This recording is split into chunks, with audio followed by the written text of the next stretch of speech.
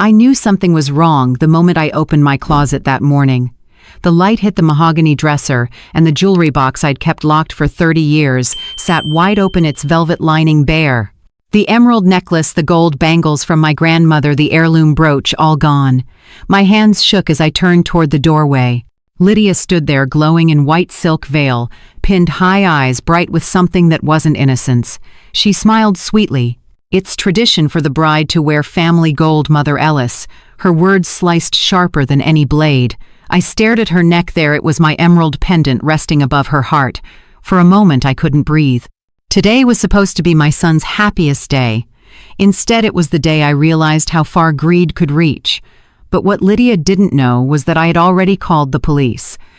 And when she walked down that aisle, someone else would be waiting for her. I stood frozen as she turned away, humming some wedding tune, the faint scent of white jasmine trailing behind her. It was the same perfume she wore the first time she met Daniel, soft and deceiving. The morning sun spilled through the lace curtains, bright but cold. My pulse thundered. I walked toward the dresser, each step echoing like the tick of a clock, counting down to something I couldn't yet name. The jewelry box had always been my sanctuary. Mahogany wood, hand-carved roses along the edges, a small brass key that only I carried. I ran my fingers over the empty velvet compartments. Scratches marked where the necklace used to rest. The air still held the faint metallic scent of gold. Then something else, her perfume again. She hadn't even bothered to hide it.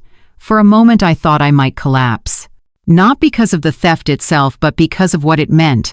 Those heirlooms weren't just ornaments. They were history, 3 generations of Ellis women who had survived war's debt, widowhood, and heartbreak. My mother used to say, jewelry holds more than shine, Marjorie. It holds memory. And Lydia had stripped that away with one smug smile. I forced myself to breathe. Crying would give her what she wanted, a weak, rattled mother-in-law too stunned to act. I closed the jewelry box gently, as if putting a body to rest, and walked to the window. Down below, the garden shimmered with white chairs and rose petals, decorators bustling to finish the last touches for the ceremony. From here, everything looked perfect, but perfection, I'd learned, often hid rot underneath. The phone on my vanity buzzed. Detective Mark Harris. My thumb hovered before I answered. "Detective, it's Marjorie Ellis," I said, my voice barely above a whisper. "I found the jewelry box empty." His tone was calm, practiced. "Same set you mentioned last month?" "Yes, the Emerald Collection. Do you suspect who took it?" My eyes darted toward the hallway where Lydia's laughter echoed faintly. "I don't suspect," I said quietly. "I know." Harris exhaled. "All right, Mrs. Ellis. 2 of my people will be near the venue, plain clothes. We'll act only on your signal." "Thank you," I murmured. "Wait until the ceremony starts. I want the truth to walk itself down that aisle." When the call ended, I sat on the edge of the bed, feeling the stillness crawl back in. The police were on their way. The plan was set. I should have felt relief, but all I felt was grief. Not for the gold, but for what had become of my family. Daniel had been my life's work. After my husband died, I poured everything into raising him, into making sure he'd never feel the hunger or fear I had known. I built a business from the ground up, Ellis Jewelry Co., starting with a stall at the French Market and turning it into a boutique that sold to collectors from Houston to New York. The emerald she wore had been my mother's gift when I opened my first store. I had dreamed of passing them to Daniel's wife one day, but as a gesture of love, not theft. I rose, walked to my vanity, and stared at the woman in the mirror. 62 lines at the corners of her eyes, silver in her hair, and a fire beneath it all that refused to die. "You've faced worse," I told my reflection. "You buried a husband. You built an empire. You will not let a petty thief take your dignity." The knock at the door was soft, almost delicate. Mother Ellis, Lydia's voice floated in sugary sweet. "Just wanted to check if you've seen my diamond hairpins. I must have misplaced them." I opened the door, forcing a smile. "You've misplaced quite a few things today." Her brows furrowed slightly before she laughed. "You sound tense." "Don't worry, everything will look perfect. After all, this is a family day." I looked straight into her eyes. "Oh, it will be. More family than you think." She blinked, confused, then shrugged and walked away, humming again. The silk of her gown whispered against the hallway floor. When she was gone, I turned back to my desk and opened a small drawer beneath the vanity mirror. Inside lay a thin folder documents of ownership appraisals, photographs of every heirloom I possessed, each piece insured and catalogued. I flipped through them carefully, then slid them into my clutch. Evidence. If Lydia thought she could rewrite history, she was about to learn how permanent ink can be. I glanced at the clock, 8:30 a.m. The ceremony would start at noon in St. Gabriel's Cathedral. The police would arrive by 11. 3 hours to keep my composure, 3 hours to wear the mask of a proud mother instead of the avenger I was quickly becoming. Outside, a soft breeze carried the scent of magnolias through the open window. I walked to my dresser and opened the small drawer where I kept an old photograph of my mother on her wedding day. She wore the same emerald necklace, smiling through the black and white frame. I touched her face lightly. "Don't worry, Mama," I whispered. "Your necklace will come home." The doorbell rang downstairs. Voices murmured, caterers, florists, maybe the photographer. The house was alive with celebration, but inside my chest was a different drumbeat, cold, steady determination. I took one last look around the room at the bed, where the ivory veil had once been folded, neatly now replaced by absence, at the open safe that felt like a wound. I walked to the nightstand, picked up my phone, and typed a short message to Harris Waite outside the cathedral. "She's wearing the evidence." Then I locked the jewelry box again, though it was empty, turned the key and slipped it into my pocket. Some part of me still believed rituals mattered, that closure had to be earned. As I walked downstairs, the hum of wedding preparations grew louder. Music rehearsals, laughter, the clinking of champagne glasses. Daniel stood in the foyer, handsome in his black tuxedo, smiling as if his world were perfect. "Mom, you okay?" he asked. "You look pale." "I'm fine," I said, kissing his cheek. "Just tired. Big day." He grinned, not noticing how tightly I held his arm. "It'll be wonderful. Lydia's made everything flawless." I smiled back, a slow, deliberate curve of lips. "Yes," I said softly. "Flawless." When he walked away, I looked toward the open door and saw sunlight spilling onto the marble floor. Outside, the white limousine waited, polished and gleaming, a mirror for all the illusions this family had built. I picked up my gray wool coat, straightened my shoulders, and whispered, "Let her wear my gold. By tonight she'll learn what real weight feels like." I stepped outside, the air cool against my skin, the city alive around me, carriages rolling through, the quarter bells from the cathedral ringing in the distance. As I walked toward the car, the wind caught my hair and whispered something through the magnolia trees. Maybe it was warning, maybe it was blessing. Either way, it didn't matter. The game had already begun. The sunlight spilled through the lace curtains, catching the glint of a framed photograph on my vanity. My mother's hands, strong yet gentle, clasped the very same emerald necklace that now hung around Lydia's throat. I touched the glass, tracing her smile. "These pieces aren't just gold, Marjorie," she used to say. "They're our history." The Ellis Emerald Collection had been with our family for 3 generations. My grandmother designed it herself in the 1922 back when she ran a small jewelry shop near the docks. She was a Creole woman with an artist's eye and a survivor's heart. She poured her spirit into every gem she set, saying each stone carried the blood and will of the women who wore it. The necklace symbolized endurance, the bracelet represented duty, and the brooch carved with a single emerald was for love that never yielded. Those jewels had seen births, funerals, and vows. They were sacred not for their price, but for what they witnessed. When my mother passed them to me, she didn't do it with ceremony. She simply unlocked her jewelry chest one evening and said, "Now they're yours. Protect them and protect yourself." I didn't understand her warning back then. I was 30, still believing in kindness and fair play. I've learned since that kindness without caution is just an invitation to be robbed. The same necklace I once wore at my wedding to Richard now shone mockingly on Lydia. Richard had given me his last name and his faith. He died too soon, but those jewels reminded me I'd loved and been loved well. After his death, I built my business with the same hunger that fueled my grandmother, each sale a brick, each design a heartbeat. I became the owner of Ellis and Daughters, even if I had only a son. The name was a promise to the women before me and to those who'd come after. I poured everything into that company. My morning started before dawn with the hum of drills and polishers in the workshop and ended long after dark with ledgers and invoices spread across the kitchen table. When Daniel was small, he'd sit beside me sketching tiny stick figures on my order sheets, asking questions about the gemstones. "Which one means strength, Mom?" he once asked. "Emerald," I told him. "It's what we wear when we want courage." He'd smiled proud and promised he'd never be afraid as long as I wore it. But children grow and promises fade. By the time Daniel turned 20, the world had already spoiled him. I'd wanted to make his life easier than mine, and I did too much so. I gave him the best schools, the best clothes, the best chances. He never knew the sound of unpaid bills or empty cupboards. He was a good man once, but good men can turn weak when comfort blinds them. It started small. "Mom, I'll pay you back next month. Mom, can I use your card?" "It's urgent." Then came the condo request. "Mom, it's an investment. You've always said real estate is safe."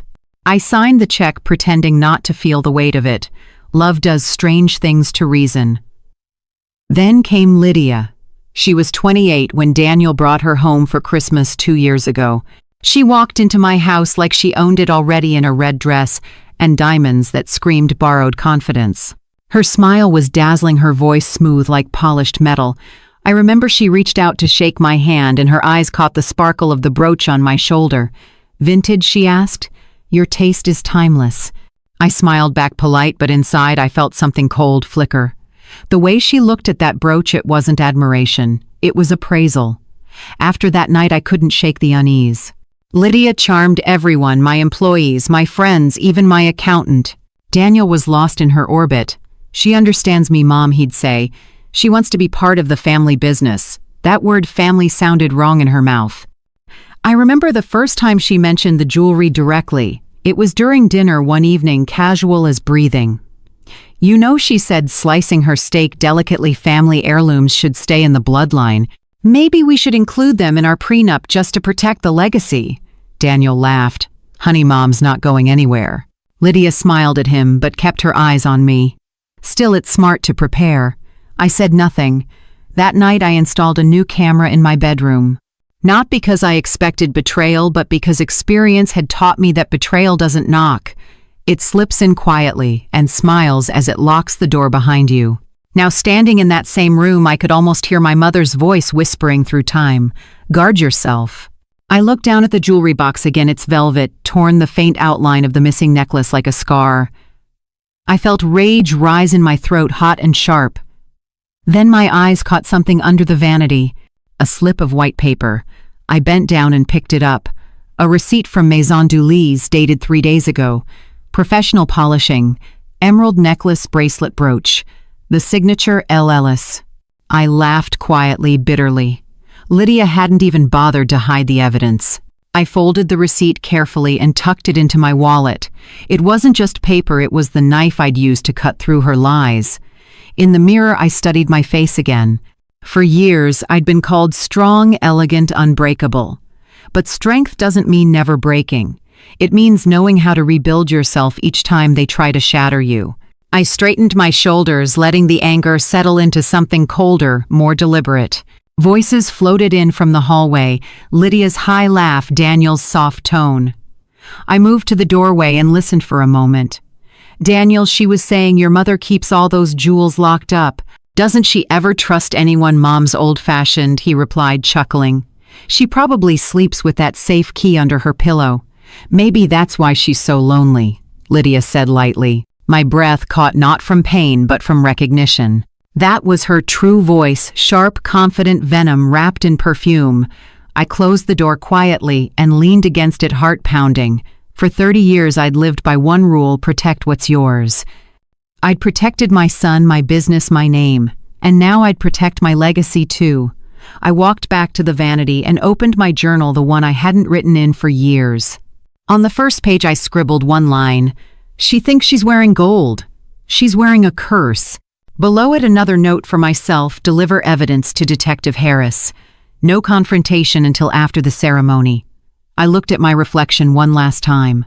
My lipstick was steady, my eyes clear. "Let her think she's won," I whispered. "Let her walk in my jewels. The law will walk beside her." Outside, the church bells began to ring in the distance, faint but distinct. Noon was approaching. Guests would start arriving soon. I locked the receipt, the documents, and the camera footage into my clutch. Then I turned off the light, closed the door, and whispered to the empty room, "The Ellis emeralds have never betrayed their owners. Let's see how they treat a thief." As I descended the staircase, the hum of celebration returned, laughter, music, the smell of flowers. To anyone else, it was just another beautiful wedding day. But to me, it was the day my mother's warning became prophecy. Justice was on its way, and it wore the same color as my emeralds, cold green and unyielding. When Lydia stepped out of the bridal suite, every head turned. The lace gown shimmered like frost beneath the chandeliers, catching the light in soft, deliberate waves. For a brief moment, even I forgot how much I despised her. She looked like perfection, a sculpted angel wrapped in white silk. But then she smiled at me. That smile wasn't gratitude. It was victory. The same smile she'd worn the day she called me old-fashioned in front of Daniel and his friends. The smile of someone who'd won before the game even began. Her veil brushed against the emerald pendant, the one she'd stolen, and the green stone flashed like a silent confession. I felt my pulse steady, not quicken, because now I knew something she didn't. There were eyes watching her from outside the venue, men in plain suits, waiting for my signal. When her act reached its peak, justice would walk right through those doors. The ballroom glowed with gold and ivory.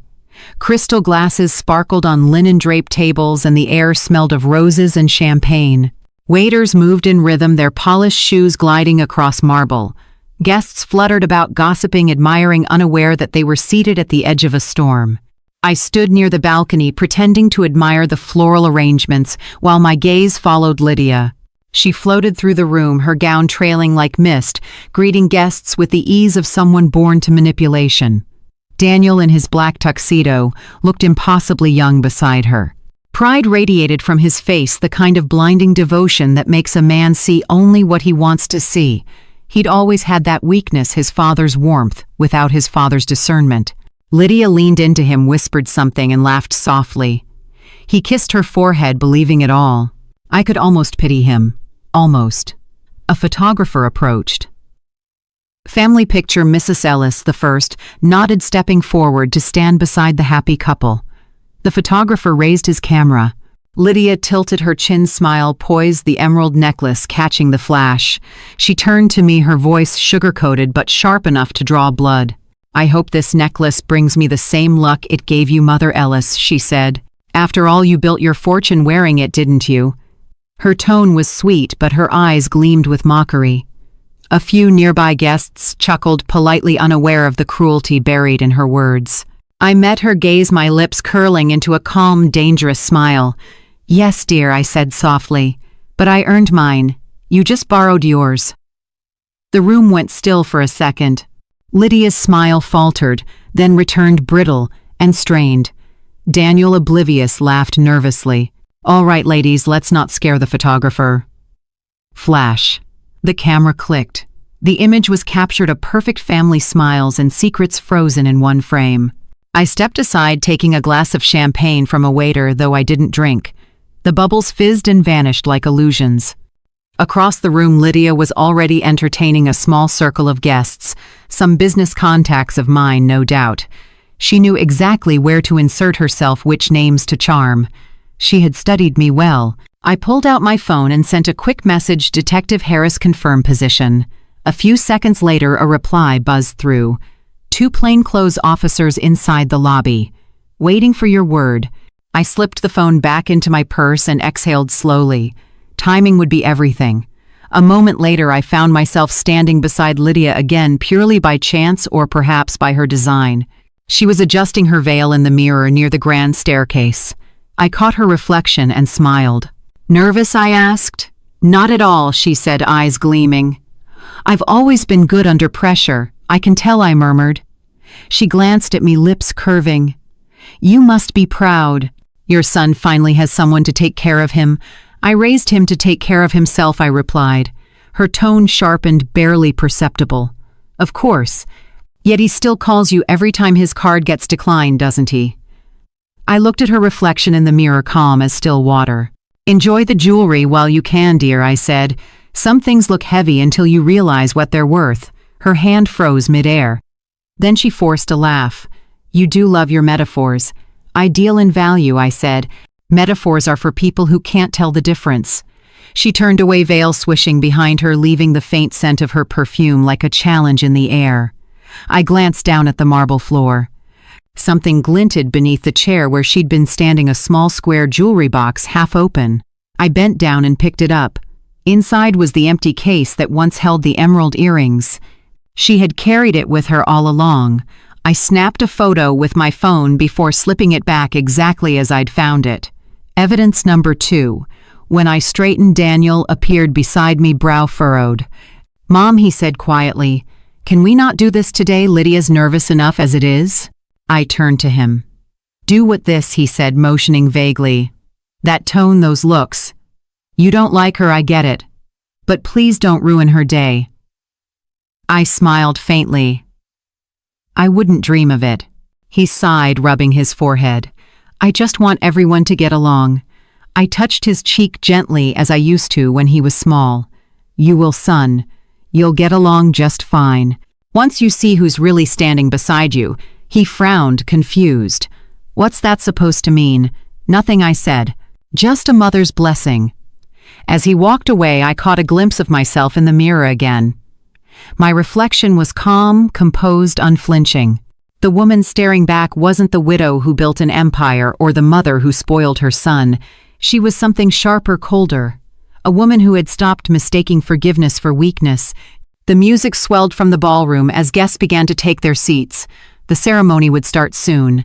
I returned to my place by the balcony, the soft hum of conversation fading into the background.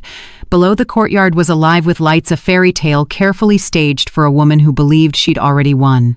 Through the glass doors, I saw her again, Lydia laughing with Daniel, near the fountain, champagne in hand, the necklace gleaming brighter than ever. The emeralds, my mother's pride, catching the light of chandeliers that flickered like warning beacons. I closed my eyes, letting the sound of the organ rehearsal drift up from the cathedral across the street. My mother's words came back to me once more, "Guard yourself." I opened my eyes and looked at Lydia one last time. She was still smiling, unaware that the cage she'd built for me had already locked around her instead. The doors to the ballroom opened wider and the coordinator's voice called out, "Guests, please take your seats. The ceremony begins in 15 minutes. I sent one final text, "Hera, stand by. The emerald shines." I turned toward the aisle and whispered, "Smile while you can, Lydia. Soon enough, the cameras will capture a different kind of glow." As the guests filed into the church, I followed, my heels clicking on the marble floor like the ticking of a clock approaching its final second. My pulse was calm, my breath steady. The perfect bride was about to meet the truth. The bells of St. Gabriel's rang out across the city, echoing off the old brick walls as guests began to fill the pews. Sunlight streamed through the stained glass windows, scattering colors across the marble floor.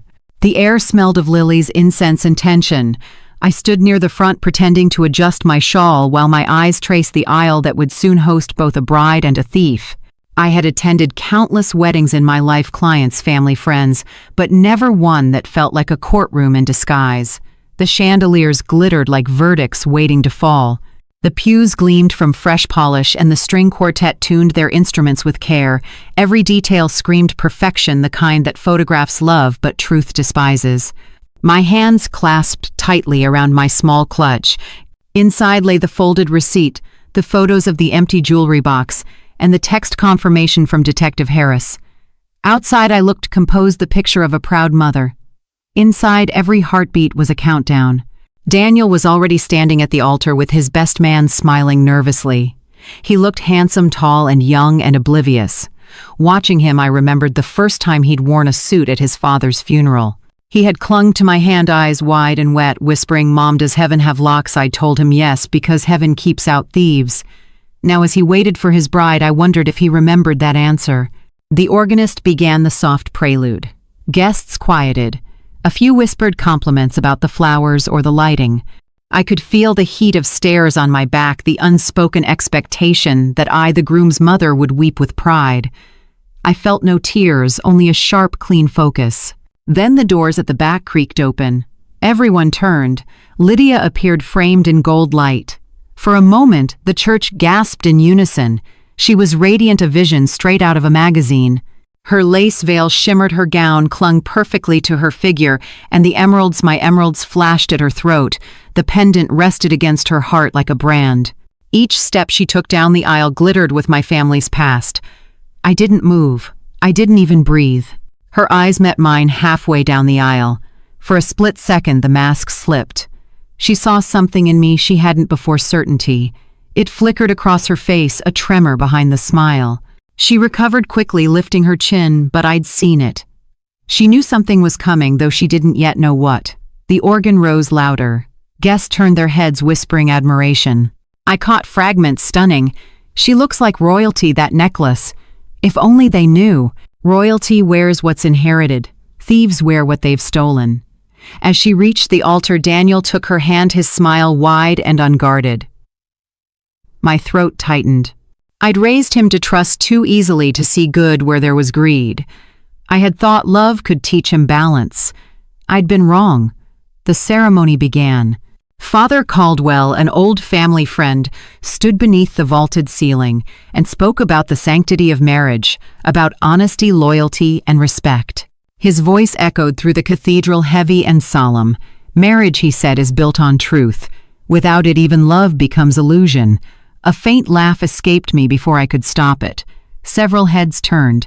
I covered my mouth, politely murmuring, "Excuse me," as though something in my throat had caught. Lydia glanced my way. Our eyes met again. She looked away first. Daniel squeezed her hand, unaware. He repeated his vows word for word with that soft sincerity that had always melted me when he was little. I promised to love you, respect you, and share every joy and sorrow. I wanted to scream. Not because of his words, but because I could already hear hers waiting behind the veil of deceit. When it was Lydia's turn, she smiled, like an actress who'd rehearsed every syllable. Her voice was melodic, tender, and false. I promise to stand by you, to honor you, to be faithful and true. Faithful, true, the words hung in the air like smoke. Even Father Caldwell's tone faltered as he blessed their rings. Maybe he sensed it too, the dissonance between the vows and the glittering proof of betrayal sitting inches away on her skin. Out of the corner of my eye, I spotted movement near the entrance, two men in dark suits standing discreetly among the guests. Detective Harris and his partner. Right on time. I let out a slow breath, my heartbeat steadying. The plan was simple. Wait until the reception where everyone would see. Let her walk through her perfect day unknowing. Justice was patient. Father Caldwell's voice rose again. Do you, Daniel Ellis, take Lydia Morgan to be your lawfully wedded wife? I do. And do you, Lydia Morgan, take Daniel Ellis to be your lawfully wedded husband? She hesitated a fraction of a second, just long enough for me to notice. I do, she said, voice catching, before it softened into a smile. The organ swelled. You may kiss the bride. Daniel leaned in. Cameras flashed, applause erupted, the sound bouncing off marble and glass. Lydia turned toward the crowd, waving, glowing with triumph. I clapped once politely, my lips curved in what passed for joy. My hands felt cold. Guests began to file out of the pews, following the couple to the steps outside where the photographer waited. The air outside was crisp, sunlight spilling over the cathedral courtyard. Pigeons fluttered overhead, startled by the cheers and confetti. I stayed near the doorway, watching Lydia pose for photos. She threw her bouquet high into the air, laughing as it arched like a crown above her head. My emeralds blazed in the sun, catching every eye. Mrs. Ellis, Detective Harris, appeared beside me, speaking quietly. I turned to him. Everything's in place. He nodded. Yes, ma'am. We'll move in when you give the word. Not yet, I said. Let her have her pictures. He studied me for a moment. You sure you're ready for this? I smiled faintly. I've been ready for 20 years. When the last photograph was taken, Lydia and Daniel entered the limousine that would take them to the reception hall. I stood on the steps, the wind tugging at my shawl, watching as the car pulled away. Harris gave me a small nod. We'll follow. I nodded back. I'll signal when the toast begins. He turned, disappearing into the crowd. The church emptied slowly, laughter echoing off stone. Alone at the doorway, I looked up at the stained glass window above the altar, the Virgin Mary cradling the infant Christ. Her face was serene, her gaze eternal. I thought of my mother again, of her quiet strength, her unshakable poise in the face of betrayal. She had once told me, the world will test your dignity. Don't hand it to them, make them steal it and choke on it. Lydia had stolen my gold. Soon she would learn how it tasted. I descended the steps, the afternoon sun warm against my skin. Guests called my name, inviting me into waiting cars, but I waved them off. I wanted to walk. The city smelled of magnolia and champagne, the kind of sweetness that lingers before a storm. Each step toward the reception hall felt deliberate, measured, inevitable. She thought the ceremony had crowned her. But I knew better. It had only marked the beginning of her fall. The reception hall glittered like a palace, every inch draped in gold and ivory. Chandeliers hung like constellations, their light refracting off crystal glasses and polished marble. Guests laughed, clinking champagne flutes, snapping photos, the air thick with perfume and the sweetness of wedding cake. I stood near the entrance, taking it all in. Beauty, money, applause, it was everything Lydia ever wanted. At the head table, she looked like a queen. The emerald necklace caught the light of 100 candles gleaming across her skin as she leaned close to Daniel, whispering in his ear. He smiled, the picture of a proud groom. Around them, applause swelled, and the band played a smooth jazz number, soft enough to let conversation rule the air. I watched from a distance, quiet and visible, like the eye of a storm waiting to open. Every corner of that hall felt familiar, the scent of roses, the laughter, the surface-level warmth masking greed beneath. I'd hosted hundreds of events in this city, charity galas, fundraisers, openings. I knew how easily people mistook glitter for grace. "Mrs. Ellis," a voice called. I turned to see Helen Price, an old friend from my early business days. She'd aged gracefully, though her sharpness hadn't dulled. "You look stunning," she said, hugging me. "And your daughter-in-law, she's something else. That necklace, wasn't that your mother's?" "It was," I replied, smiling thinly. "Oh," she said, lowering her voice, "so it's a family piece. Lovely of you to pass it down." "Yes," I said softly. "I wanted her to have something memorable." Helen laughed. "Well, she'll certainly remember tonight." I smiled back, though my gaze stayed fixed on Lydia. She laughed easily, too easily, head tilted back, fingers brushing the pendant at her throat. Around her, men leaned in, charmed. Women whispered, envious. And my son, sweet, foolish Daniel, beamed with pride at every glance that fell on her. A waiter passed by with champagne. I took a glass, though I didn't drink. My hand was steady now. The fear that had lived in my chest all morning had cooled into something sharper, cleaner. Control. When Lydia finally spotted me, she glided over, smile radiant. "Mother Ellis," she cooed, voice dripping honey. "Come, join us. We were just telling everyone about your incredible jewelry collection." I looked her up and down. "You seem to be wearing most of it already." A ripple of laughter spread among the nearby guests. Lydia's cheeks flushed, but she recovered quickly. "You're too kind," she said sweetly. "Daniel insists that the emeralds suit me." "They suit you," I said evenly, "because they have no idea who's wearing them." Her smile faltered. I stepped closer, lowering my voice so only she could hear. "Tell me, Lydia, how does it feel to carry another woman's legacy on your neck?" Her jaw tightened. "It feels like victory." "Careful," I whispered. "Some victories turn into evidence." She blinked, then forced a laugh loud enough for others to hear. "Oh, Mother Ellis, always so dramatic." She turned and drifted back toward Daniel, but her posture had stiffened. I could almost see the thought forming. "She knows." Helen appeared at my side again, her brow raised.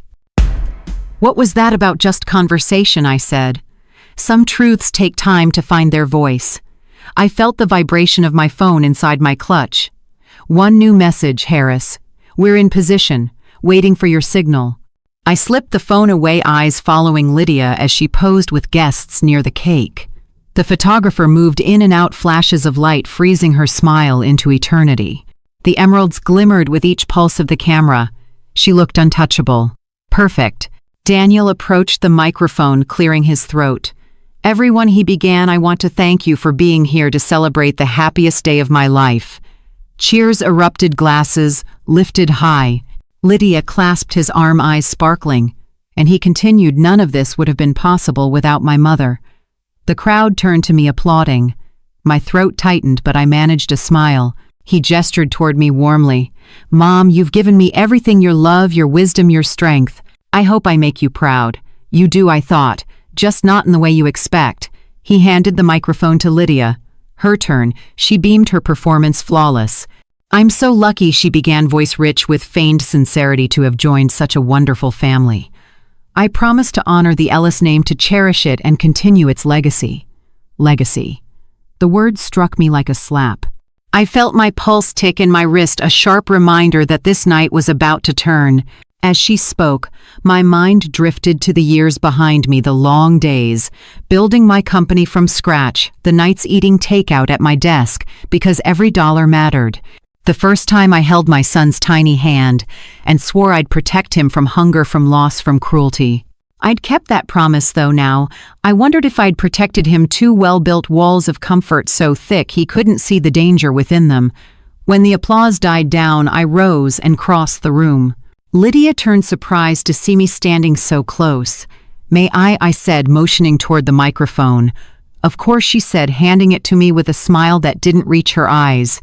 The band quieted. Guests turned their chairs toward me. My reflection shimmered in the wall of mirrors behind the head table, a poised woman in a silver gown. Her expression calm, unyielding. First I began, "Thank you all for coming to celebrate my son and his bride. It's been a long day, beautiful, emotional, and perhaps enlightening." A few polite chuckles scattered through the crowd. I smiled faintly. "When my late husband and I built Ellis and Daughters, we promised each other that everything we created would stand for integrity. The jewelry we made wasn't just decoration, it was legacy. It was truth." Across the table, Lydia's smile began to tremble. Daniel watched, confused. I continued, my tone smooth. "Today that legacy took an interesting turn. You see, the emeralds my daughter-in-law wears tonight were my mother's. They were in my care until this morning." A murmur rippled through the guests. Cameras stilled. The air grew thick. Lydia froze, her hand instinctively touching the pendant at her throat. I set down my glass and straightened. "But don't worry," I said lightly. "It seems tradition runs deeper than I thought. After all, it's rare that the bride gets to walk into her new life wearing stolen history." Gasps broke across the room. Daniel rose to his feet. "Mom, what are you talking about?" I turned to him. "Sit down, Daniel. You'll understand soon." Lydia stammered. "This is absurd. She's lying." "Am I?" I said, my voice cutting through hers. "I have the receipts, the photographs, and witnesses ready to testify." I gestured toward the doors where Detective Harris had just appeared, 2 plainclothes officers beside him. The hall fell utterly silent. Lydia's face went white. Daniel's confusion deepened into horror. Guests whispered, phones lifted discreetly to record. I stepped closer to the table, lowering my voice. "You wanted a story, Lydia. Here's one no one will ever forget." Her lips parted, trembling. "You wouldn't dare." "Oh, my dear," I said softly, "I already did." The music stopped completely. The doors opened wider. And somewhere outside I could hear the slow, measured footsteps of justice approaching. The hall fell silent as the weight of my words hung in the air. The only sound left was the low hum of the chandeliers above us, their crystals trembling faintly as if the truth itself had disturbed them. Lydia stood frozen, her lips parted, her hand still clutching the emeralds at her throat. The color drained from her face until she looked like the ghost of her own wedding. Daniel turned to me, eyes wide, confusion flickering into fear. "Mom, what are you saying?" I looked at him evenly. "I'm saying your bride stole my jewelry this morning. The emeralds you see shining on her neck were taken from my safe while I slept." A murmur swept through the room. Guests whispered behind napkins, exchanged looks, some pretending not to listen but leaning forward anyway. Lydia shook her head, her voice trembling. "That's insane. You're humiliating me for what?" "Because I didn't invite you to choose the flowers." I stepped closer. Slow and deliberate. "No, Lydia. I'm humiliating you because you chose to humiliate yourself." Gasps erupted. The photographer, unsure what to do, lowered his camera. Daniel grabbed Lydia's hand. "Honey, just calm down." Mom must be mistaken, I said quietly. Then perhaps you can explain why she used her own name to polish the emeralds 3 days ago at Maison du Lys. Lydia's eyes widened. You went through my things I didn't have to, I replied.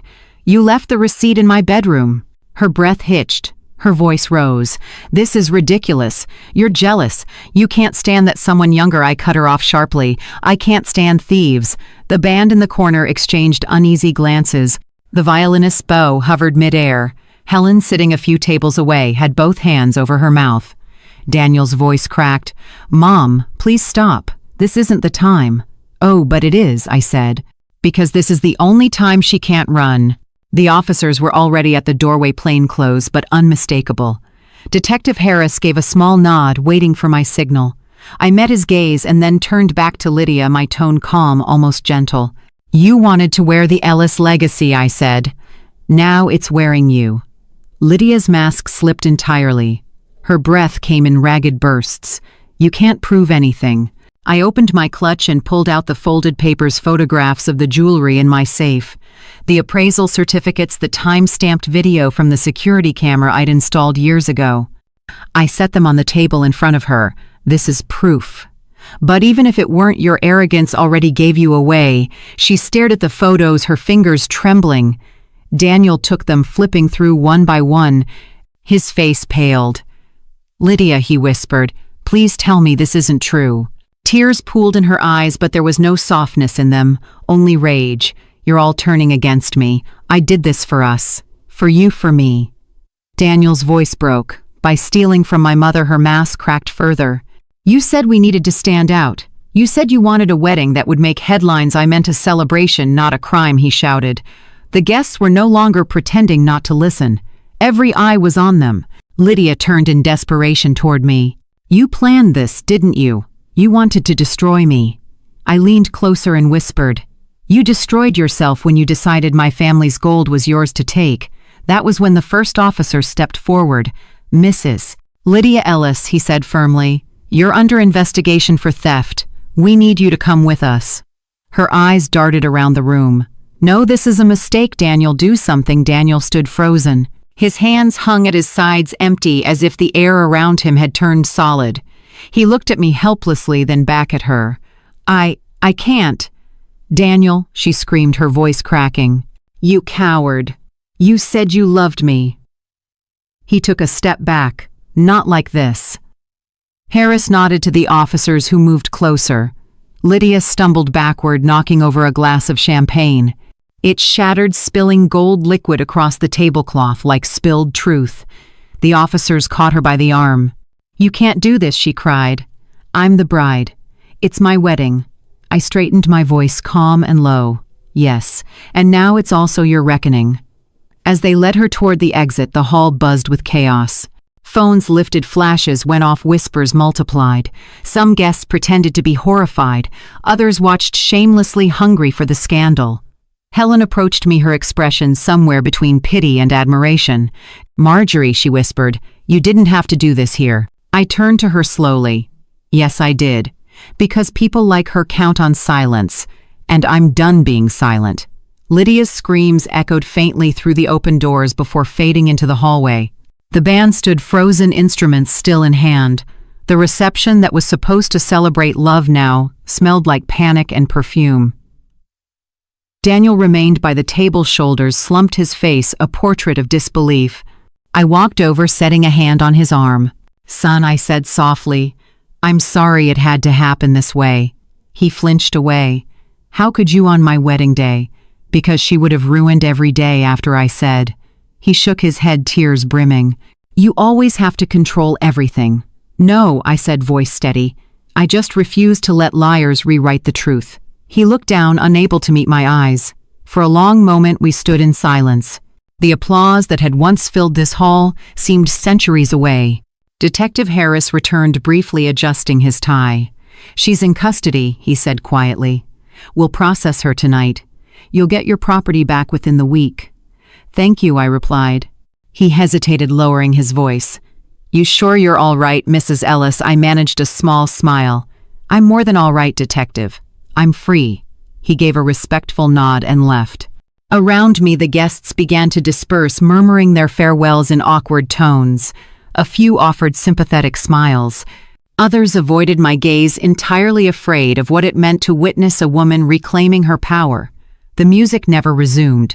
The chandeliers still gleamed, but the room was empty of warmth. I walked toward the main doors, each step echoing against the marble floor. Outside, the night air was cool and clean. The sirens had faded into the distance. Somewhere beyond the street, the river glimmered under the moonlight, silver and calm. I drew a deep breath. Behind me, Daniel called softly, "Mom." I turned. His eyes were red, but his voice was quiet, now broken. "What happens next?" I held his gaze. "We start over. The truth always leaves room for that." He didn't answer, just looked down at his hands, still trembling. I wanted to reach for him, but something stopped me, the understanding that love couldn't fix what blindness had created. When I stepped out into the night, my reflection caught briefly in the glass door. I saw a woman not broken but reborn, silver hair gleaming under the streetlight, shoulders straight, eyes clear. The kind of woman my mother had raised me to be. And as the wind swept through the street, carrying away the last echoes of the evening, I whispered to the darkness, "Justice served." The church bells began to toll again, softer now, as if echoing the aftermath of a storm. The ceremony was over. The hall glowed beneath chandeliers, dripping in gold, laughter spilling like champagne through the air. It could have been any other wedding night, except that every smile, every toast, every clink of glass was built on a lie I now held in my hands. I moved quietly between the guests, blending into the crowd. My silver shawl shimmered faintly beneath the light as I watched from the edges of the ballroom. From across the room, Lydia looked untouchable. Her gown trailed behind her like smoke, her hair framed perfectly beneath her diamond tiara. The emerald necklace, my mother's, my grandmother's, rested against her collarbone as if it had always belonged there. She laughed loud and bright, touching Daniel's arm possessively. He looked at her with the same blind devotion that used to make me proud. Now it only made my chest ache. The string quartet played something slow, something elegant. I remembered when I used to love that song. Richard and I danced to it at our anniversary once back, when life still felt kind. But tonight, each note fell heavy, hollow. Helen appeared at my side, her perfume of lavender and champagne curling in the air. "You haven't danced once," she said softly. "People will think you're unwell." I smiled faintly. "Let them. Illness is easier to explain than truth." Her eyes searched mine. "You're planning something." I looked toward the head table where Lydia sat, basking in attention, the emeralds flashing like captured stars. "No," I said quietly. "The planning's done." Helen exhaled, shaking her head, but didn't argue. She knew me too well. The toast began. The MC, a cheerful man with too much cologne, took the microphone. "Ladies and gentlemen," he announced, "let's raise our glasses to Daniel and Lydia Ellis. May their love shine as brightly as those emeralds around the bride's neck." My stomach twisted. I forced a smile as the crowd cheered. Lydia touched the necklace proudly, then glanced at me from across the room. Her smirk was small, almost invisible, but I saw it. She knew what she'd done. She thought she'd won. Daniel leaned over to whisper in her ear. She threw her head back, laughing. The emeralds caught the light again, dazzling the guests, drawing admiring glances and jealous sighs. They had no idea they were looking at stolen history. A waiter passed by with champagne. I took a glass, though I didn't drink. My phone buzzed in my clutch, a message from Detective Harris. "We're inside, waiting for your signal." I slipped the phone away and looked back toward the table. My moment was coming, but not yet. Daniel rose from his seat, tapping his glass with a spoon. The room quieted. He smiled, that boyish grin I had loved since the day he first called me Mom. "Thank you all for being here tonight," he said. "This day means the world to us. I know my father is watching from above, and I hope we've made him proud." And to my mother, his eyes found mine warm, sincere. "You've given me everything. Your love, your strength, your example. I owe you my life." The words hit me like a wave. For a second I couldn't breathe. Around us the room applauded. Lydia smiled at him, her hand resting lightly on his. He turned toward her, his voice soft. "And now to the woman who's made me believe in forever, my wife Lydia." Applause thundered again. Lydia rose gracefully, every move measured. "Thank you everyone," she said, voice trembling just enough to sound genuine. "I'm blessed beyond words to have married into such a wonderful family. Daniel, you're my heart." And Mrs. Ellis, she turned to me, that saccharine smile painted across her lips. "You've been so generous. You've given me your blessing, your son, and your legacy." I held her gaze. "You forgot one thing," I said softly. "My patience." Her smile stiffened, but she recovered quickly. "Oh, I'd never take that from you." I raised my glass, my hand steady. "Good," I said, "because you'll need it." The MC laughed nervously, sensing the tension but brushing it off. "All right, everyone, let's have a toast to love, laughter, and family." Everyone lifted their glasses. I pretended to sip, though the champagne burned in my nose from the scent alone. As the guests began to chatter again, Lydia leaned close to a bridesmaid. I caught fragments of her whisper sharp beneath the music. "She won't do anything. She's too old to fight me now." Her friend giggled. "You really think she doesn't suspect?" Lydia laughed softly. "Even if she did, what could she do? Daniel would never believe her." The words were knives, but they didn't cut, they clarified. My heart slowed to an icy rhythm. I turned to Helen, voice low. "Would you excuse me for a moment?" She frowned. "Marjorie, I just need to breathe," I said, already walking away.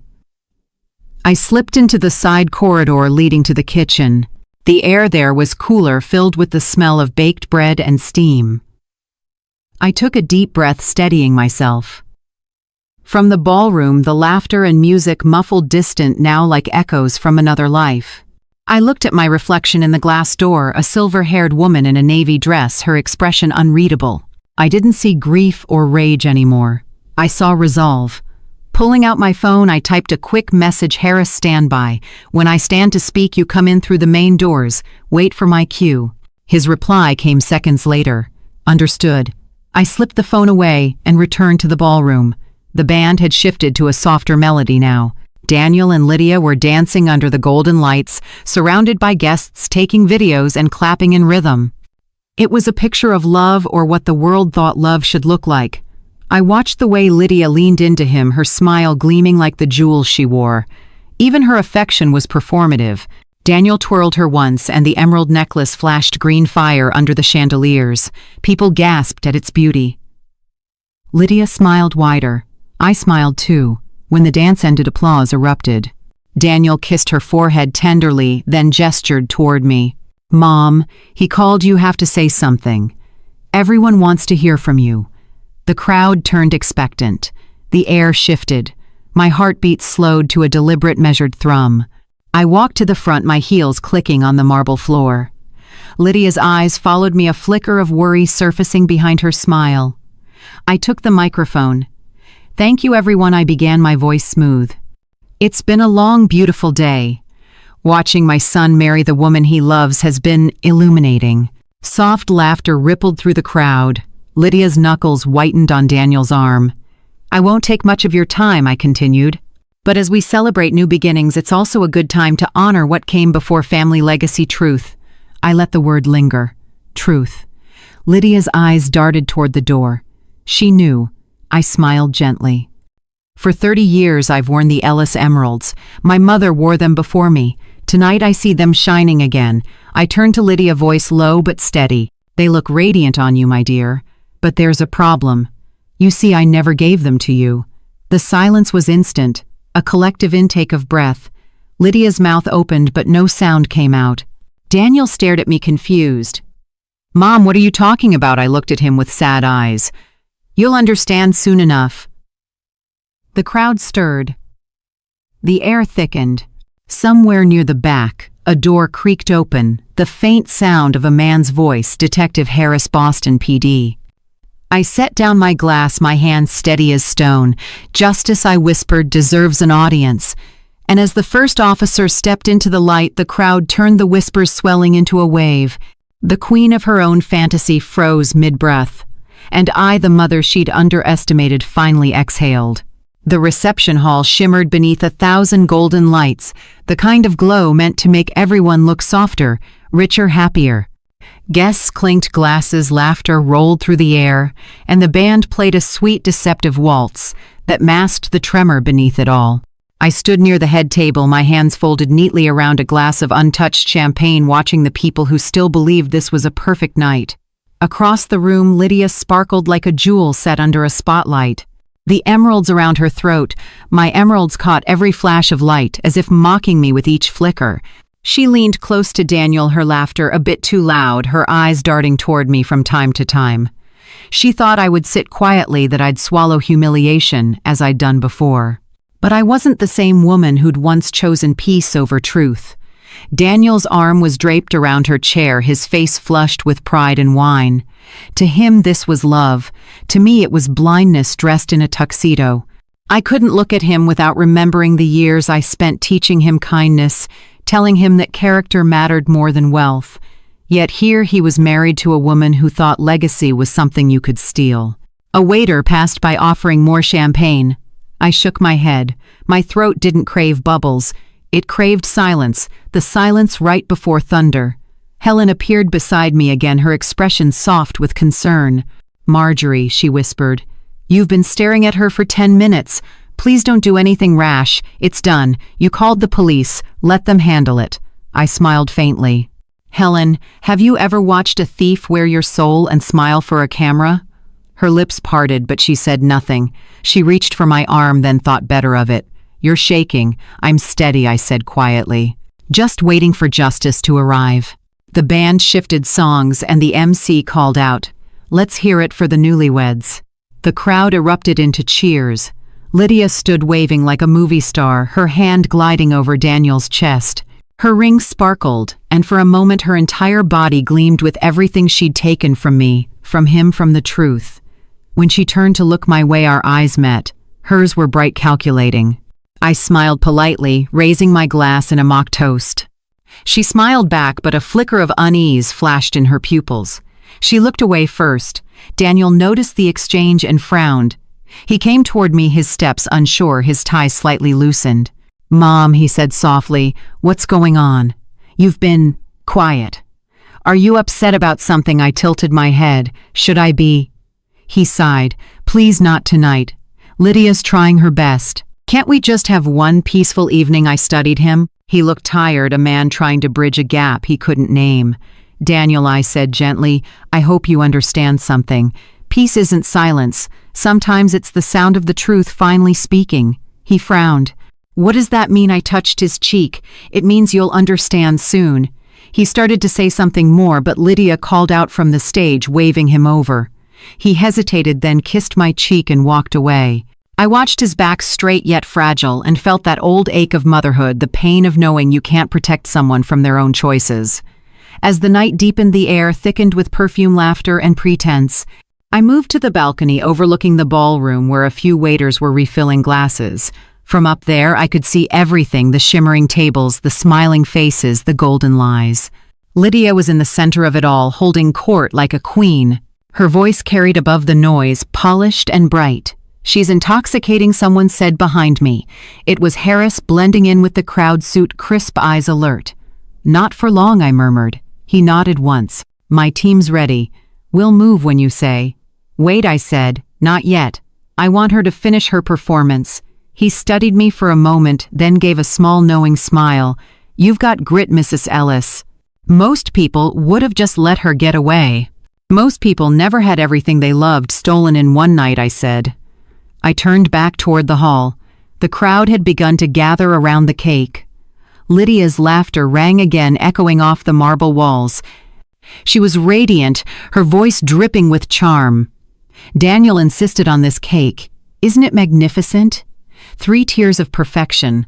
Her hand brushed the emerald pendant again. She had no idea that the necklace she flaunted was her undoing. The MC called for toasts. Daniel rose, his speech short but heartfelt. Then came Lydia's turn. She took the microphone, her expression a portrait of grace. "I just want to say," she began, her voice trembling slightly, "that today has been the happiest day of my life, and I'm so grateful to everyone who came to share it with us. Especially to my mother-in-law, Marjorie Ellis." A spotlight caught me as she gestured in my direction. All eyes turned to me. I smiled, though my pulse pounded like a drum. Lydia continued, "You've been an inspiration, Mrs. Ellis. Your strength, Your taste, your generosity." She paused, savoring the word. "I'll do everything I can to honor the legacy you've built." The hypocrisy was almost beautiful in its precision. She meant every lie. I raised my glass slightly, my voice calm. "How wonderful, Lydia. Just make sure the legacy you wear tonight doesn't end up in evidence bags tomorrow." Her smile faltered for the briefest moment. A hush rippled through the room, subtle but real. Daniel's eyes darted between us, nervous laughter bubbling from his throat. "Mom's just teasing," he said, trying to dissolve the tension. But Lydia's face had gone pale. She leaned close to him, whispering something sharp. He frowned, confused. The air around them seemed to tighten. Helen appeared again beside me. "Marjorie," she whispered, "you've started a fire." I took a slow sip of water. "Good. Let it burn the lies clean." Then the MC's voice broke through. "And now let's invite the groom's mother to share a few words." Applause rippled through the hall. Lydia froze. I stood smoothing my dress and felt the weight of 100 eyes turned toward me. My heartbeat slowed to something steady, powerful. This was it, the calm before the exposure. I walked to the stage, heels clicking softly on the marble. Daniel smiled weakly, reaching for my hand. Lydia stiffened beside him, her knuckles white around her glass. I took the microphone, my voice clear. "Thank you everyone for being here. I know this day has been full of joy and surprises." I let that last word linger. As a mother, I've waited years to see my son start a new chapter, and I've learned something: every beginning deserves truth. A murmur spread. Lydia's breathing quickened. I smiled, serene. "So tonight, before we celebrate, I think it's only right to share a story. It's short, but it's about what happens when you mistake inheritance for ownership." The emeralds around her neck caught the light again. My voice stayed soft, but my words cut sharp. "You see, some things in life are earned, others are stolen, and the difference between them," I looked directly at her, "is the truth." Lydia's lips parted, her voice breaking. "Marjorie," I held up a hand. "Don't worry, dear. I'm sure the police will help sort out the details." Every sound in the hall stopped at once: the band, the chatter, even the clinking of glasses. Then, faint but clear, came the sound of polished shoes entering the hall. Justice had arrived. I lifted the microphone and let the silence stretch until it hummed against the crystal walls. The chandeliers above flickered like candle flames caught in a draft. Every guest watched, half smiling, half frozen, sensing something they couldn't yet name. Lydia sat beside Daniel, her manicured fingers wrapped around her champagne flute, the emerald necklace glittering like a dare. "I want to start with a toast," I said, my voice steady. "To love." I raised my glass. "To family." A murmur of approval rippled through the room. Then I lowered the glass, my tone sharpening. "And to truth, because without it, everything else is a lie dressed in lace." Lydia's smile twitched. Daniel frowned, confused. "Mom," I turned toward the crowd. "For 30 years I believed love meant sacrifice. Tonight I've learned it means clarity." I set the microphone down on the table and reached into my clutch. The guests leaned forward. Lydia shifted uneasily. The band stopped playing. I placed a small recorder beside my untouched glass. A red light blinked. "Some of you might not know this," I said softly, "but the emeralds my daughter-in-law wears tonight have quite the story. They were my mother's. And my grandmother's. They were in my safe this morning." A ripple of whispers surged through the hall. Lydia's eyes widened, her lips parting in disbelief or the performance of it. Until I continued, they disappeared. Lydia's hand flew to her throat. "What are you implying?" I smiled faintly. "I'm not implying anything. I'm just sharing facts." The guests turned toward her. Daniel rose from his chair, confusion painted across his face. "Mom, maybe we should talk about this privately." "No," I said quietly. "This family has hidden too much in private. The lies end here." I pressed the button on the recorder. Lydia's voice filled the air, unmistakable, confident, venomous. "By tonight, it'll all be mine. The company, the name, even the house." A collective gasp broke from the crowd. Lydia's face drained of color. Daniel stared at her, mouth open. She leapt to her feet. "That's not me. That's someone spliced." I pressed another button. Her voice again lower, now filled with the cruelty she'd hidden so well. "After the honeymoon, I'll push him to move his mother into a nursing home. Once she's out of the way, everything's easier." The sound of her laughter followed cold, sharp, echoing. "No," she cried. "You manipulated this. You're insane." Daniel stumbled back as though struck. "Lydia, please tell me this is a mistake." Tears streaked her makeup. "I was joking. You know how I talk with the girls." He shook his head slowly. "No, I don't know you at all." The guests whispered, some in disbelief, others recording on their phones despite the tension. I looked at Lydia, my voice calm. "You wore my mother's legacy like armor. Now you're wearing it like evidence." She slammed her hand on the table. "You wanted to destroy my life." "You did that yourself," I said. I nodded once toward the entrance. The ballroom doors opened. 2 officers entered, followed by Detective Harris. His badge flashed under the chandelier's light. The murmurs turned into stunned silence. Mrs. Lydia Ellis Harris's voice carried across the room.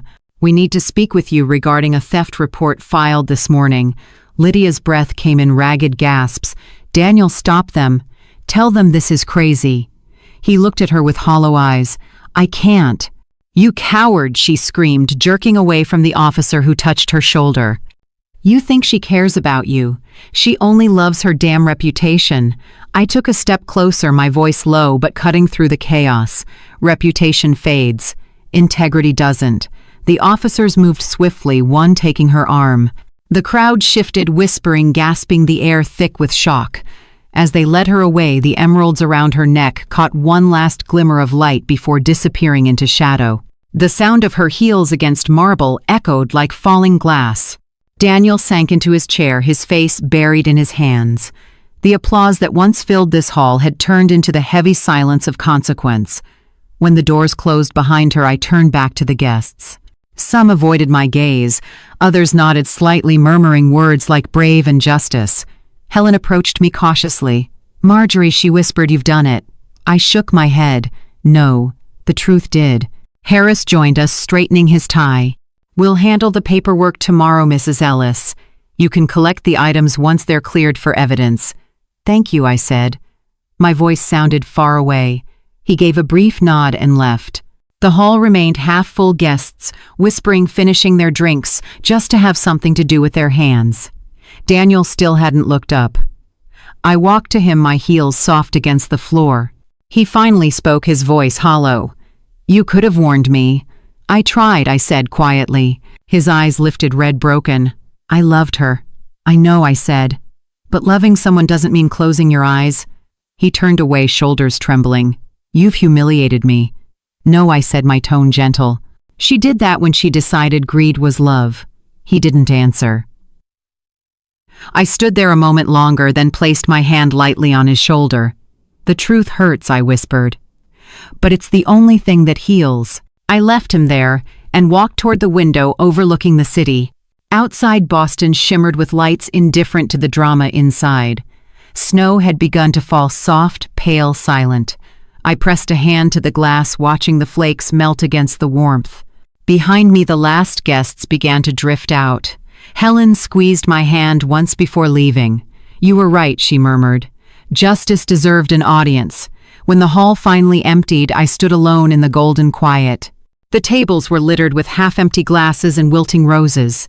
The scent of sugar and smoke lingered in the air.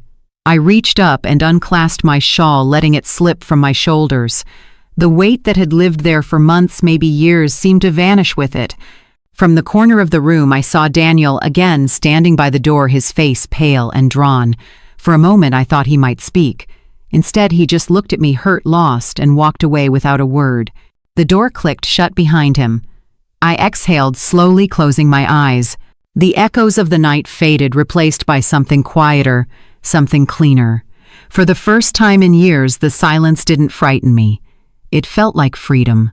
I picked up my clutch, slipped the recorder inside, and turned toward the exit. Outside, the snow kept falling, softening the city's sharp edges. As I stepped into the cold, the wind caught my hair and lifted it gently around my face. The streetlights glowed, washing the world in silver. Justice wasn't loud. It didn't roar or demand applause. It whispered, steady, undeniable, final. And tonight I had finally heard it. The sirens faded long before the whispers did. By midnight, the reception hall was nearly empty. Glasses, overturned chairs, askew flower petals crushed into the marble floor. The faint scent of roses clung to the air like a memory that refused to leave. I stood near the center of the room, the echoes of laughter and applause still trapped between the walls. The emerald necklace was gone, now sealed in an evidence bag, but I could still see it hanging against her throat, glowing like deceit itself. The guests had left in uneasy silence, their faces pale with the shock of what they'd witnessed. A few had stopped to murmur polite words. "You did what you had to Marjorie, or she deserved it." But I knew they were all thinking the same thing, that I had turned a wedding into a battlefield. I walked toward the head table, the hem of my gown whispering over the floor. The glasses were half full, the candles melted down to waxy pools.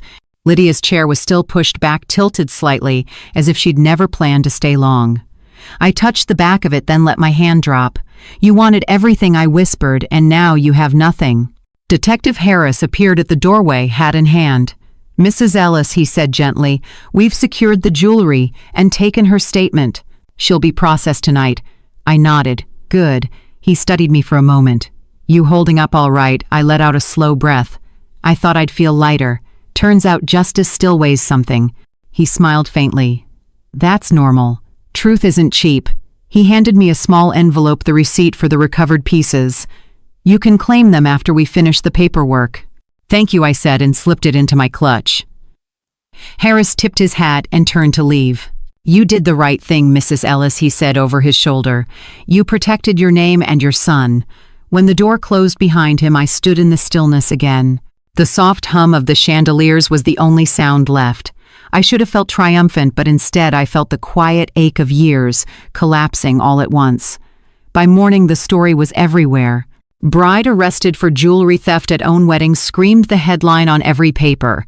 The photo beneath it showed Lydia in handcuffs, her perfect hair falling loose, her face twisted in shock. The emeralds gleamed at her neck, proof of her undoing. The article called me the mother who fought back. I stared at the screen of my phone as the story flooded every news site, every social post. Thousands of comments scrolled beneath the photo. "Serves her right. That mother's a legend. Justice served in real time." I set the phone down, the glow of the screen still burning in my eyes. The world saw victory. I felt only exhaustion. Around noon, the doorbell rang. When I opened it, Daniel was standing there. He looked smaller somehow, his eyes bloodshot. His tuxedo jacket crumpled from a sleepless night. He didn't say anything at first, just stood there holding his breath like a man afraid to step back into his own house. "Come in," I said quietly. He walked past me, the faint scent of rain clinging to him.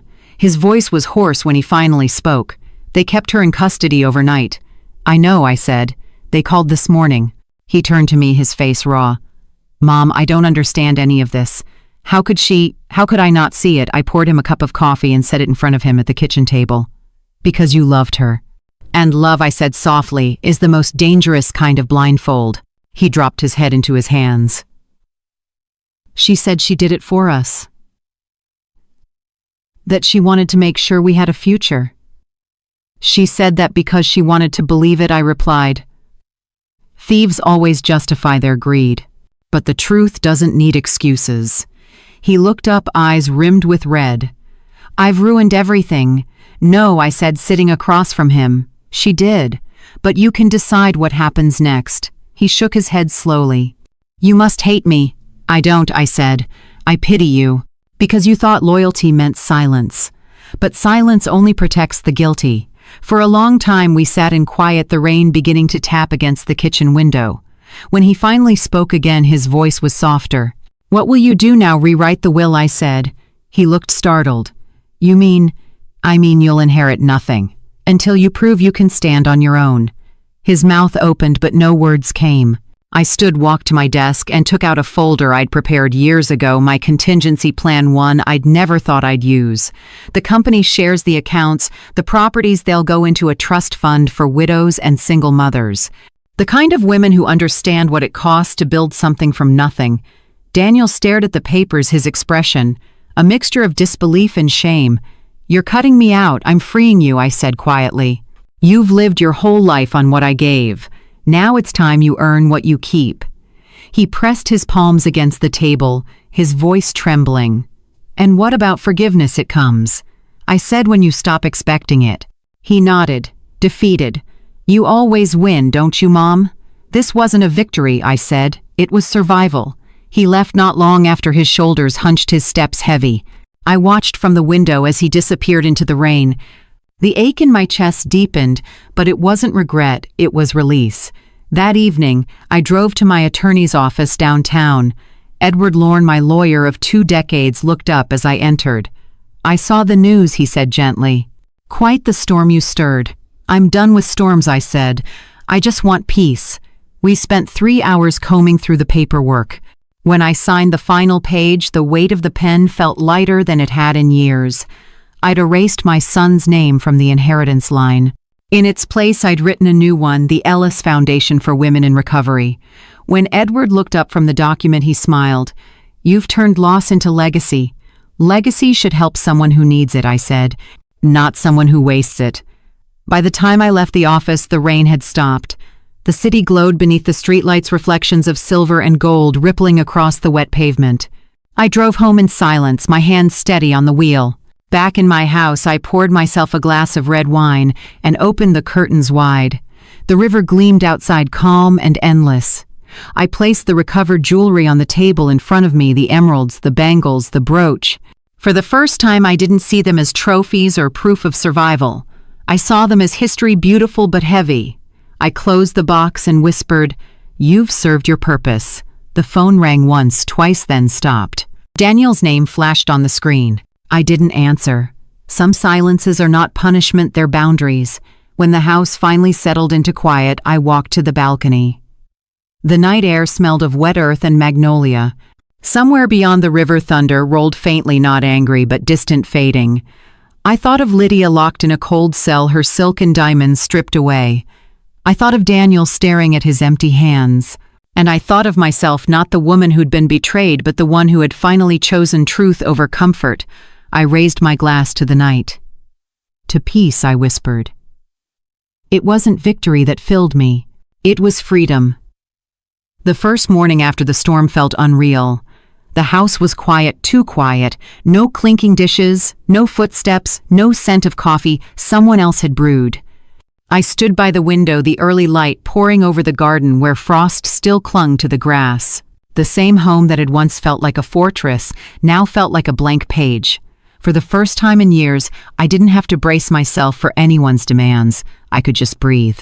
I brewed a fresh pot of coffee, the smell warm and sharp in the still air, and poured it into my favorite porcelain mug, the one with the tiny chip on the rim.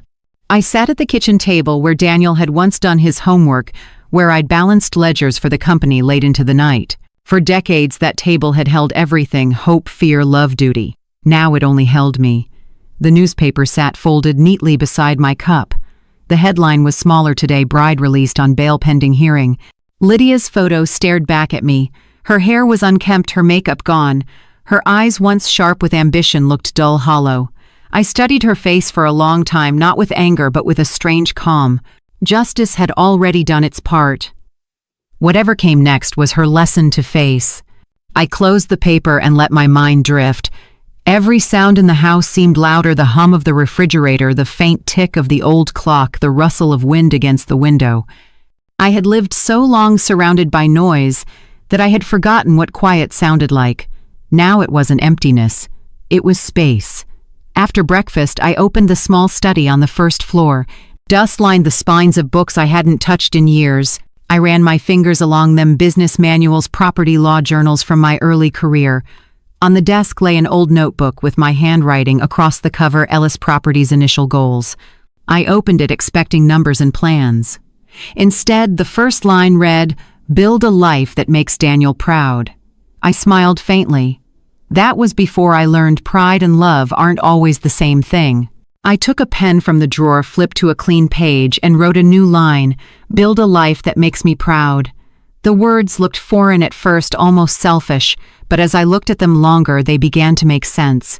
In the days that followed, I kept busy reorganizing the house, donating old clothes, shredding documents that no longer mattered.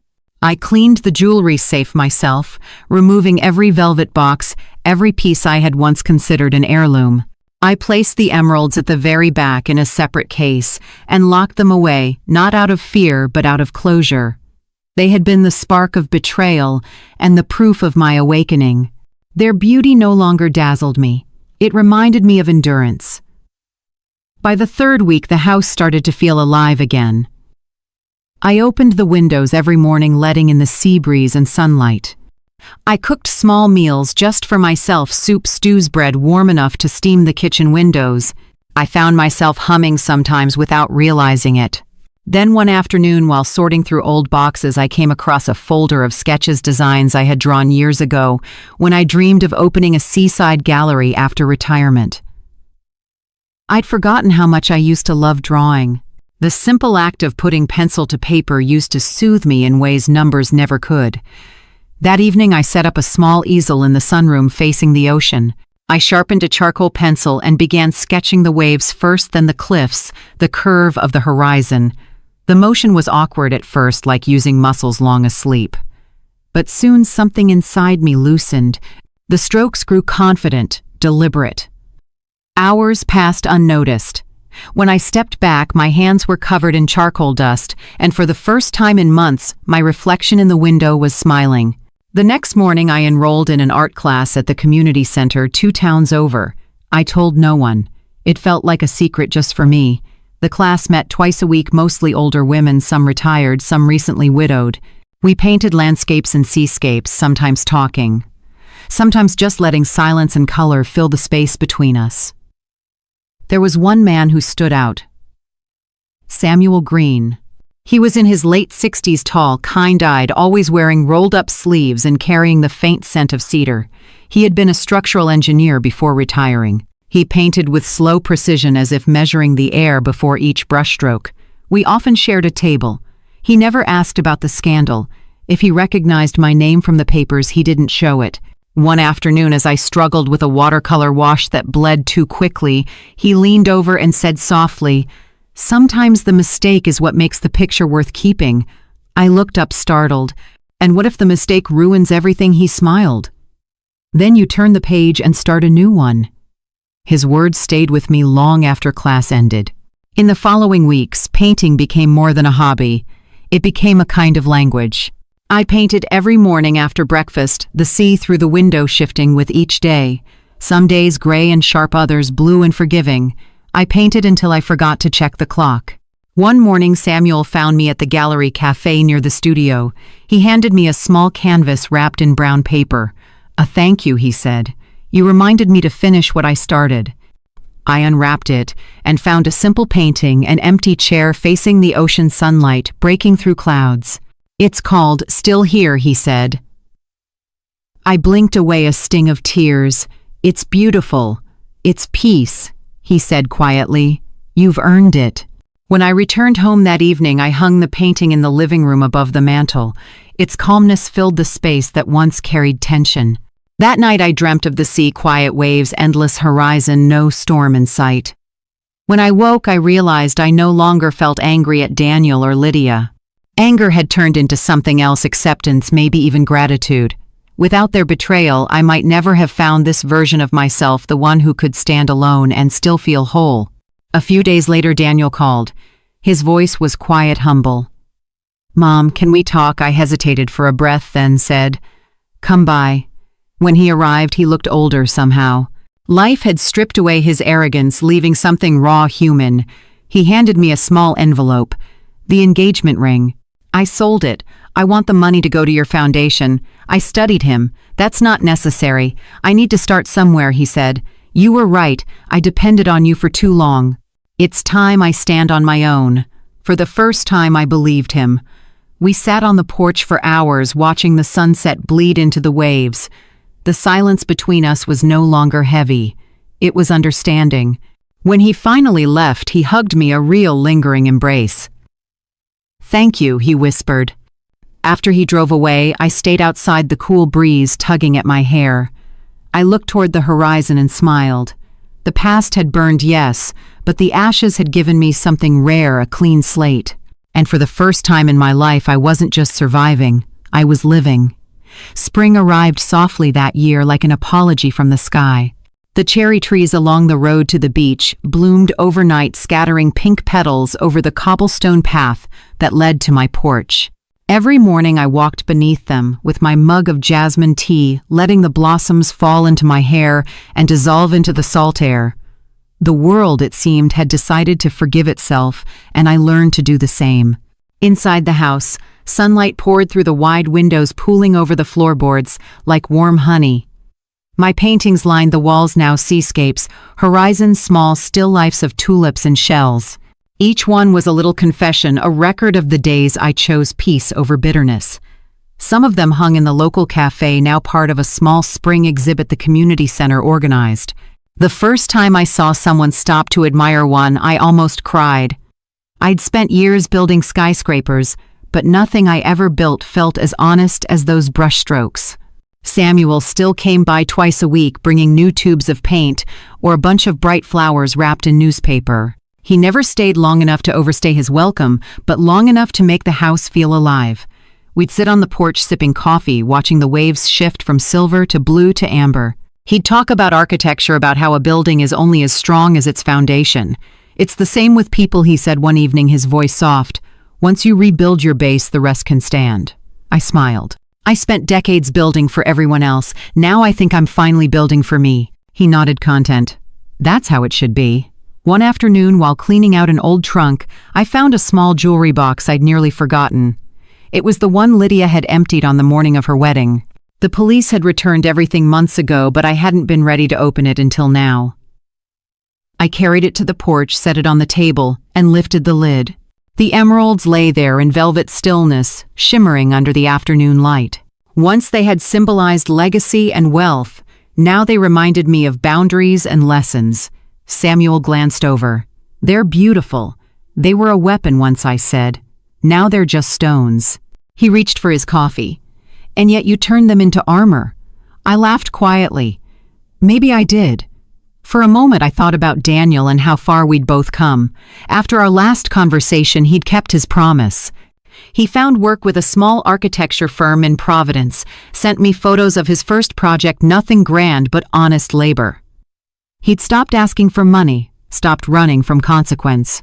We spoke once a week now, our words simple, steady. Healing doesn't always announce itself. Sometimes it just arrives and sits quietly beside you.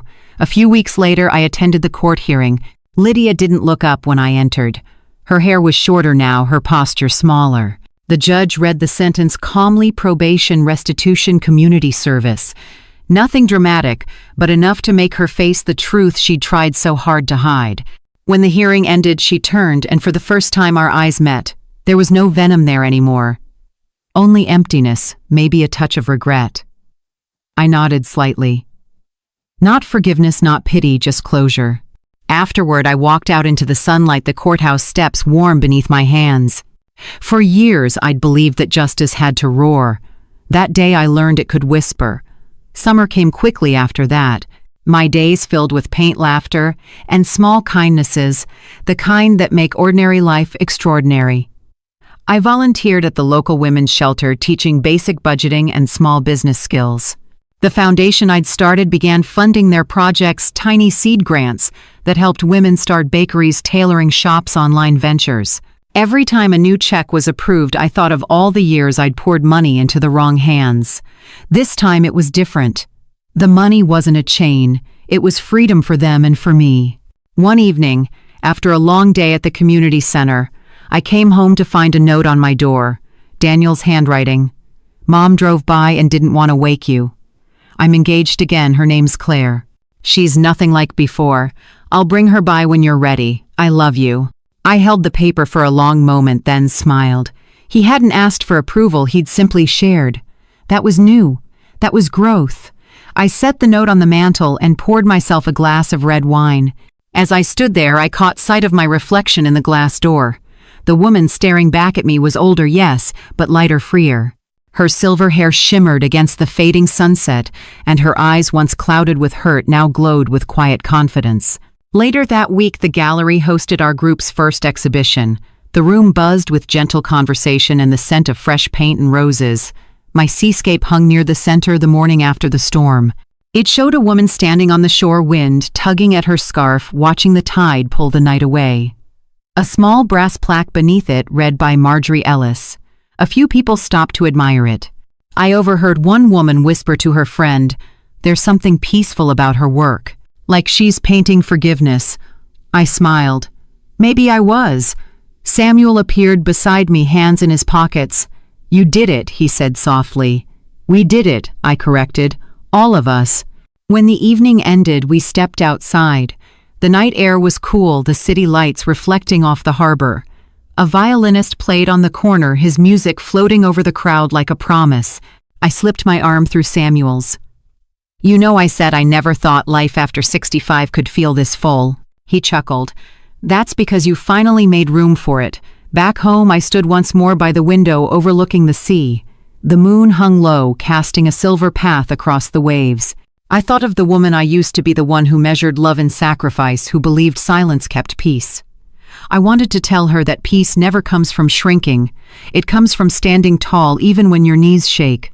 I picked up my brush one last time that night and began a new painting. The sea under moonlight, calm and endless, and in the distance a single figure walking toward the water, her posture steady, her head high. When I finished, I signed my name and whispered, "This one's for me." The next morning the sunlight poured in again, warm and golden. I brewed my tea, opened the windows, and felt the world rush in. The air smelled of salt and jasmine, and somewhere down the road laughter echoed faintly. I smiled to myself and whispered, "Late bloomers still bloom." And to those who might hear my story, the mothers, the widows, the women told they're too old to start again, I'd say this: you're never too old to rebuild. The truth may break you, but it also frees you. So, if my story touched, you tell me yours. Leave a comment. Share your thoughts, your scars, your triumphs. Let's remind the world that even after betrayal, even after loss, life can begin again.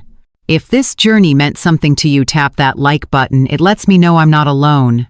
And if you want to keep walking beside me, subscribe. There are more stories waiting, stories of courage, of justice, of women like us who refuse to disappear.